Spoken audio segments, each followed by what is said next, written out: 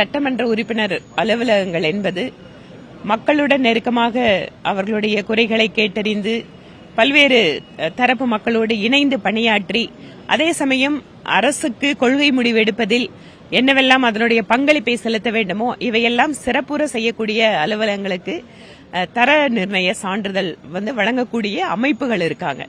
அவங்க கிட்ட நாங்க மனு பண்ணியிருந்தோம். ஏன்னா ஒரு சட்டமன்ற தொகுதி அலுவலகம் என்பது ஏதோ உறுப்பினர் வரும்போது மட்டும் திறந்து வச்சுட்டு அப்ப மட்டும் பாக்குற மாதிரி இல்லாம ஒரு ப்ரொஃபஷனல் ரீதியா டெய்லியும் அந்த அலுவலகம் இயங்கும், எல்லா பணிகளும் தொடர்ச்சியா மேற்கொள்ளப்படும், மக்களுடைய ஒவ்வொரு பிரச்சனைகளும் அங்க அதற்காக அதை தீர்ப்பதற்கான முயற்சிகள் மேற்கொள்ளப்படும் அப்படிங்கறதுக்காக இது ஒரு உதாரணமாக இருக்க வேண்டும் அப்படிங்கறதுக்காக அதை நான் தொடங்கினேன்.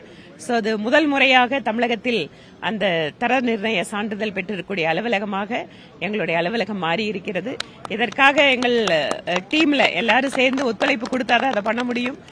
ஒத்துழைப்பு கொடுக்கின்ற எங்களுடைய குழு உறுப்பினர்களுக்கும் தேர்ந்தெடுத்த தெற்கு தொகுதி மக்களுக்கும் இந்த நேரத்தில் நன்றி சொல்ல விரும்புகிறேன். இது ஒரு ஒர்க் கல்ச்சர்.